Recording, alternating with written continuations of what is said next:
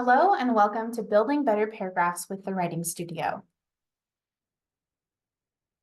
Before we get started today, we wanted to share a little bit about our Writing Studio and online writing lab services. First off, we believe that every writer deserves a reader. The Writing Studio on Concordia's in-person campus and our online writing lab offer free services available to Concordia students, faculty, and staff. We provide writing feedback, resources, and events all aimed at helping you become a better writer. Check out our services. Today, our goals are to define the characteristics of a strong paragraph and to offer methods and examples for drafting and revision. Strong paragraphs are the building blocks of essays and other longer written prose, so it's important to get them right. First, what do we know about our paragraphs? Have you ever felt this way about writing your own paragraphs? Maybe you feel that your paragraphs are choppy or too short. Maybe you feel that they're too long or disconnected. Maybe you look at them or you've read it and you've gotten feedback that you've gotten bad flow. It's unstructured, mixed up, or fluffy or lacks content. If you've felt this way or gotten feedback about your writing when looking at your paragraphs, the following concepts address these concerns. So, what is a paragraph? Simply, a paragraph is a unit of a longer piece or essay that contains one developed idea, organized to lead from one concept to the next. A paragraph can be seen both visually as a break in text marked by an indent in an essay, or it can be content-bound, determined by the unit of thought. Both are true. Extending this definition further, there are 4 characteristics that a paragraph should have. A paragraph should be unified, coherent, developed, and relevant. A unified paragraph represents one topic or controlled thought from beginning to end. If you've ever felt that your paragraphs are mixed up, too long, or disjointed, you might be struggling with unity. A coherent paragraph contains a logical progression of ideas that make it easy to read. If you feel that your paragraphs are choppy, too short, or have bad flow, you might be struggling with coherence. A developed paragraph discusses the topic thoroughly in direct proportion to the larger discussion. If you feel that your paragraphs are either too short or too long or are unstructured, you might be struggling with development. And finally, a relevant paragraph maintains connection to the larger context of the discussion. If you feel that your paragraph has bad flow, is disjointed, or disconnected, you might be struggling with relevance. So, how do we make sure our paragraph has these characteristics? To draft, revise, and produce stronger paragraphs, you can do the following. You can seek feedback from a friend or a classmate. You can find free resources online. You can visit the Writing Studio or OWL for a personal consultation. In all of these strategies, we want to emphasize that writing is a social process. All the methods above, including the following strategies, involve identifying how outside perspectives engage with our work and allowing that to shape our work so that our writing is accessible to our audience. So the following strategies you can practice on your own or with a friend to revise. We have 3 methods that can help all 4 characteristics of the paragraph. Each technique highlights strengthening one aspect of a paragraph, but all techniques can benefit all parts of a paragraph. Method 1. You can either outline or draw a concept map to work on relevance. In an outline, you think of your essay as a skeleton and create the bone structure. If you were to draw instead of make an outline, you think of your essay as a cloud or concept map with one main idea connecting to other several smaller ones. We'll look at an outline first. For either an outline or a word map, you need the prompt, an idea of what you write, whether that's a main point or a thesis, and paper to write on. In this example of an outline, the writer has a thesis already written. They use color to denote the two main points of their essay: identity and a film across the Spider-Verse. Outlines are great for structure and arguments, especially if you already have a thesis. In this example thesis, it reads, "Identity and Across the Spider-Verse explores self as co-created and multifaceted, ultimately defining a new and individualized hero narrative." A topic sentence that they've developed then incorporates those two thoughts of identity in the film. Color helps the audience confront the conflict of Miles' inner world and sense of self. In a further topic sentence that they haven't maybe developed yet, they still have the two big ideas of identity in the film: music and the role of others in creating an identity. In an outline, instead of having to write the whole paragraph before you compare it to your thesis, your topic sentences act as the bones right next to your thesis, and you can look very quickly to see what is and isn't connected relevantly. A concept map is great for connecting ideas for the first time, even without a thesis. In this concept map, the yellow cloud, the biggest cloud, is the main point: how identity is explored in Across the Spider-Verse. The green clouds that are connected off of it talk about different aspects of the film that will be discussed: characters, color, and music. And in this concept map, music is further delineated. This writer has said that orchestra connects to Miles the hero, and hip hop connects to Miles as a kid.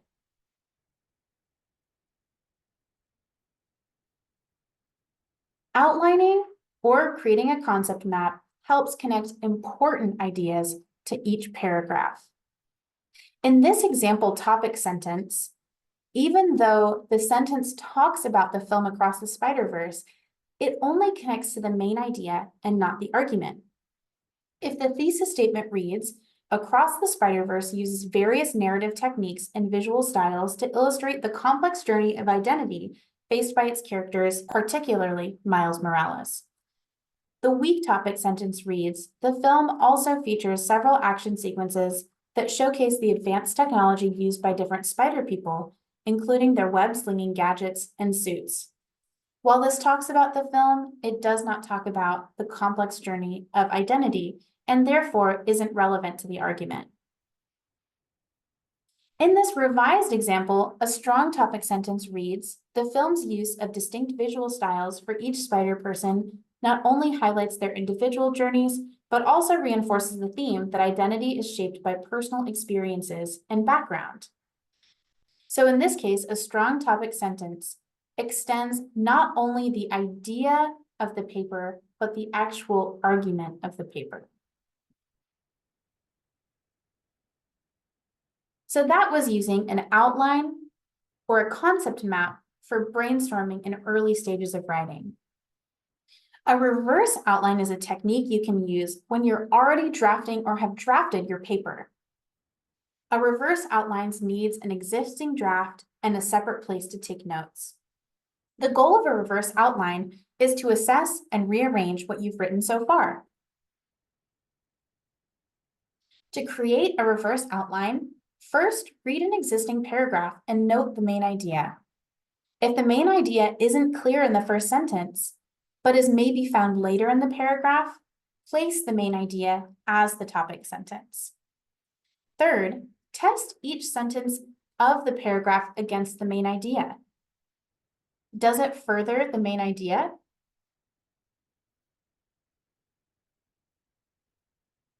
If yes, keep the sentence. If no, remove the sentence or place it in a paragraph where it does further the main idea. This is how you revise your paragraph to develop the one main idea.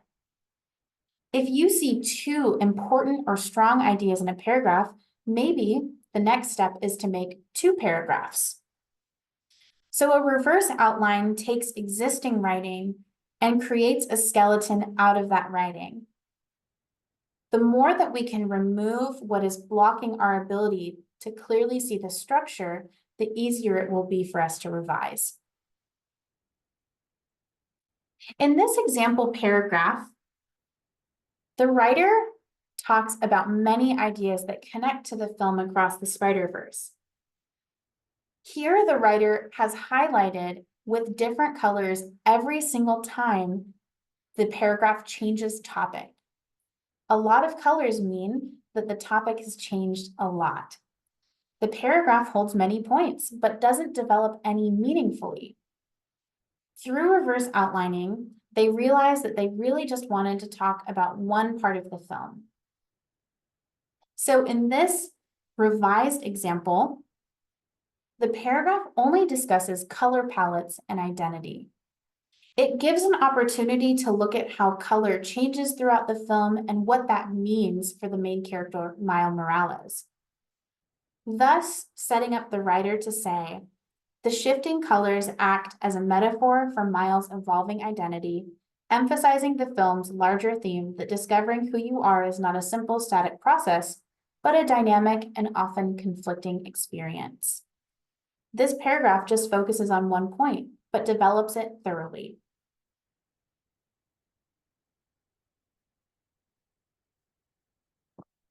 Reverse outlining works best when you already have a thesis or a main topic and a draft. This method can help identify underdeveloped areas. Is your paragraph fully developed? It should have these 5 characteristics: an introduction or main idea, evidence and support, an explanation of the evidence and how it connects, and maybe even a consequence of the evidence to the larger argument. And it should always connect to a bigger point. Finally, the third method for revising paragraphs looks at not changing the content of a paragraph, but how sentences work together to organize information. This uses an old to new contract for coherence. To revise for old to new information, you need an existing draft or paragraphs and a pen or highlighter to take notes. For old to new organization, arrange sentences to start with known or old information, and then progress to add new information. This method actually replicates the process of learning that our brain goes through. When we learn something new, our brain has to connect it to some pre-existing information our brain has. So this method of organizing our paragraph leverages the way the mind works to propel your reader forward, linking information sequentially and pleasingly.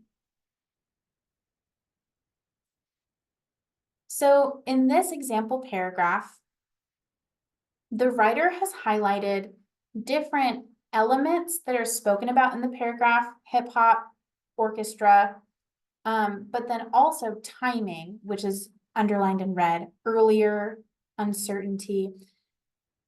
The information in this paragraph may be correct, but I will read it and you might notice how choppy it feels. The music in Across the Spider-Verse is essential to understanding Miles Morales' journey of self-discovery, particularly when considering the tracks that play during key moments in the film.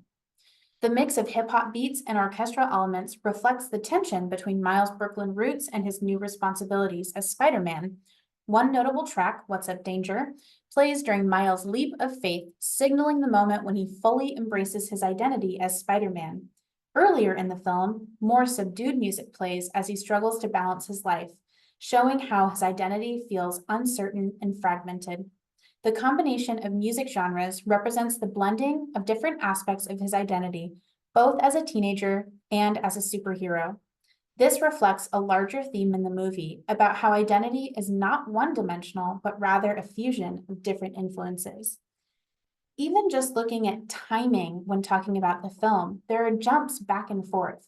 It makes the paragraph feel choppy, even though the information is relevant. In this revision, the writer uses phrases at the beginning of sentences to link us to the next sentence and the sentence prior.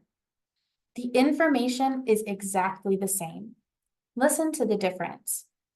The music in Across the Spider-Verse plays a key role in reflecting Miles Morales' evolving identity. Early in the film, subdued and fragmented music underscores his struggles to balance his life, suggesting the uncertainty and conflict he feels about his dual roles as a teenager and as Spider-Man.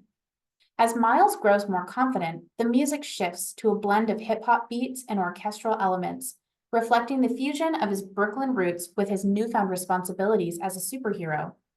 This musical blend symbolizes the merging of different aspects of his identity.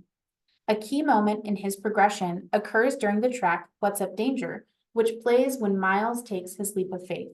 Here, the triumphant, energetic music signals his full embrace of his identity as Spider-Man. This reflects a larger theme in the movie about how identity is not one-dimensional, but rather a fusion of different influences. Again, the information is the same, but using key signaling and referring in sentences back to prior sentences makes it much easier to understand how the paragraph develops. Revision doesn't always mean cutting away writing or having to write something new. Sometimes it just means rearranging to help you see your work differently for better effect. That's what organizing old to new can do. So, in review, this is what we discussed today. Strong paragraphs include relevant information. To practice relevance, you can brainstorm or revise with a skeleton outline or concept map. For paragraphs to be unified and developed, reverse outline an existing draft.